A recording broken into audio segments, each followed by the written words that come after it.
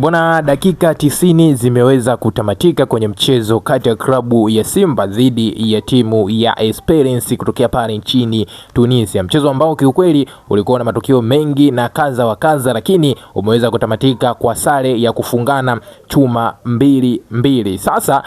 ndani ya mchezo huo kulikuwa kuna matukio kaza wa kaza kama nilivyokujuza hapo yaliweza kutokea kwenye mchezo huo. Miongoni mwa tukio ambalo liliweza kutokea ni tukio la mkwaju wa penalti ambapo Esperance waliweza kupata dakika za jioni kabisa, dakika za magharibi ya roho, lakini kwa bahati mbaya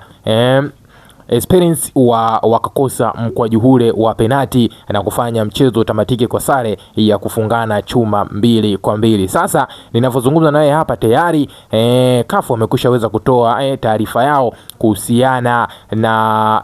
mchezo huo wa klabu ya Simba juu ya matukio hayo ambayo yaliweza kutokea ndani ya mchezo huo wa klabu ya Simba dhidi ya timu ya Esperance de Tunis, ambapo taarifa hii nitakuja kukusogezea wewe moja kwa moja ili uweze kufahamu ni kitu gani ambacho CAF wameweza kukitoa kuhusiana na mchezo kati ya klabu ya Simba dhidi ya timu ya Esperance, kuhusiana na matukio kaza wa kaza, ikiwemo ile penalti ambayo iliweza kupatikana dakika za magharibi ya roho ambayo Esperance waliweza kupewa kutoka kwa muamuzi wa mchezo. Lakini kabla sija kusogezea hii taarifa ambayo niko nayo hapa kutoka CAF, naomba nikukumbushe jambo moja la kimsingi, mwana michezo wangu. Kama wewe hii ndio mara yako ya kwanza unajiunga nasi, alafu bado hujasubscribe channel yetu, kwa kubonyeza maneno mekundu yaliyo chini ya video hii yanaandikwa subscribe, basi nikwambie kiukweli wewe ulikuwa unapitwa na taarifa nyingi na zile nzuri za kimichezo ambazo sisi huwa tunakusogezea wewe kila siku kupitia hapa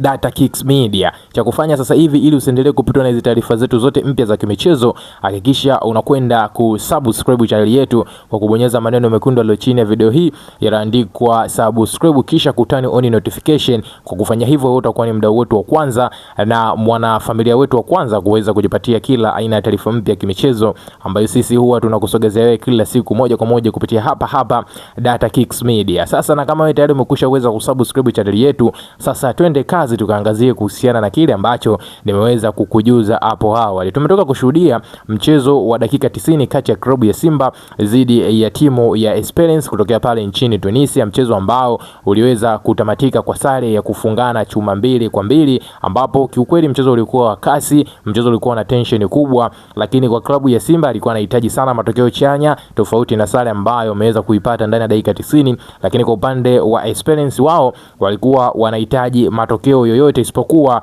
kupoteza mchezo moja kwa moja. Sasa kwenye dakika 90 tuliweza kushuhudia mgawanyiko wa vipindi viwili, kipindi cha kwanza na kipindi cha pili, ambapo kwenye kipindi cha kwanza cha mchezo klabu ya Simba walionekana kuwa bora sana mpaka kuweza kujipatia mabao mawili ya uongozi kupitia wachezaji wao, Shomari Kapombe akiwatanguliza bao la kwanza, lakini kwenye dakika hiyo ya 45 ya mchezo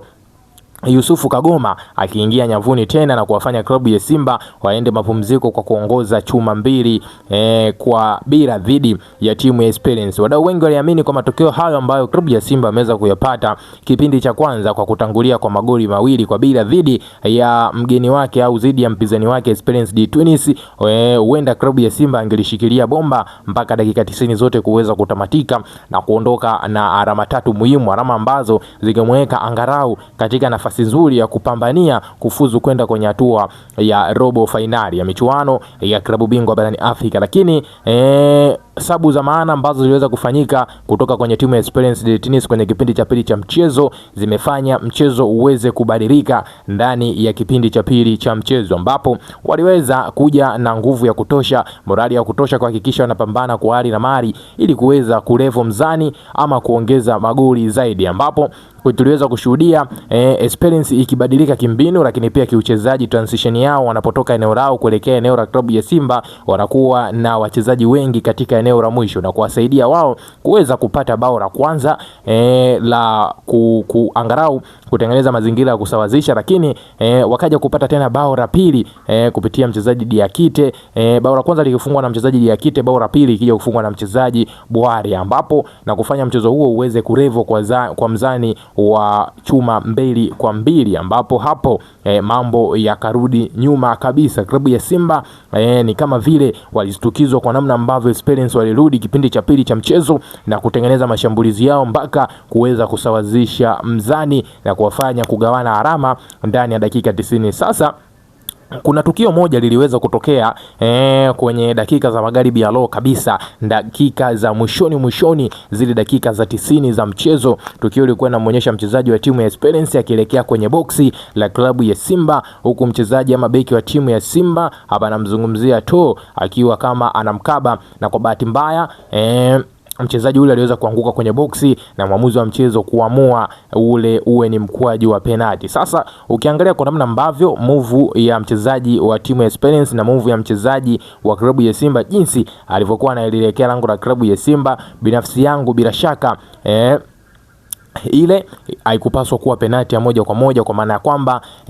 wote walikuwa kwenye move na wote walikuwa wanatunishiana misuli ama walikuwa wanagusana zile papatu, kila mmoja akijaribu kupapatua kuona namna gani ataweza kuunasa mpira. Ndio kikatokea mchezaji wa timu ya Esperance de Tunis akadondoka chini kwa bahati mbaya, lakini mwamuzi wa mchezo akaamua hiwe ni mkwaju wa penalti. Lakini kwa bahati mbaya mchezaji alienda kupiga ule mkwaju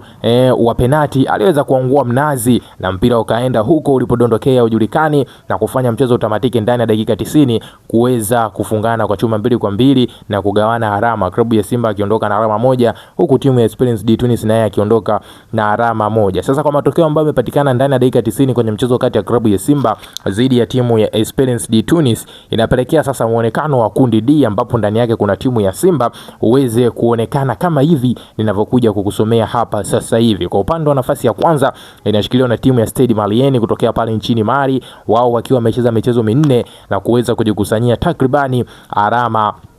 8. Nafasi ya pili inashikiliwa na timu ya Esperance de Tunis, wao wakicheza michezo 4 na kuweza kujikusanyia takribani alama 6. Nafasi ya tatu ni Petro de Rwanda, wao wakicheza michezo 4 na kujikusanyia alama 5. Nafasi ya 4 na ya mwisho kwenye kundi hili D ni Simba Sports Club, michezo 4 akikusanya angalau alama 1 kwenye mchezo wake wa 4 aliotoka kucheza. Sasa kwa matokeo hayo na namna ambavyo kundi linavyoonekana, ni rasmi naweza kusema ya kwamba kwenye kile kinyang'anyiro cha kutafuta timu mbili kutoka kundi hili D kwenda kwenye hatua ya robo finali, naweza kusema rasmi klabu ya Simba wameweza kuishia kwenye hatua hiyo ya makundi kwa msimu huu hapa wa 2025-2026 kwenye michuano ya klabu bingwa barani Afrika. Safari yao na motisha yao ya kuhitaji kwenda kwenye hatua ya robo finali imeishia hapo, na klabu ya Simba aweze kusubiri mpaka msimu unaofuata kama atakwenda kufanya mambo mengine zaidi ya hiki ambacho ameweza kukionyesha hapa. Maana ukipiga hesabu ukiangalia wapinzani wake pale na nafasi ambazo wako nazo na alama zao, na ukimwangalia na yeye mpaka sasa hivi ana alama 1, ni ngumu mno kuweza kufuzu kwenda kwenye hatua inayofuata, kwa maana kwamba anaishikilia nafasi ya kwanza na alama 8, anaishikilia nafasi ya pili na alama 6, na anaishikilia nafasi ya 5 anaishikilia nafasi ya 3 na alama 5. Kwa unaweza ukaelewa kitu gani niko na kimaanisha. Ni rasmi mnyama ameweza kuishia kwenye hatua ya makundi. Kilichosalia sasa hivi ni kutamatisha michezo miwili ambayo ameweza kubakia nayo mkononi, mchezo kati ya Stade Malien na mchezo dhidi ya Petro de Rwanda. Ni yapi maoni yako kuhusiana hiki mwana mchezo wangu? Njoo tuandikie kupitia sehemu ya comment bila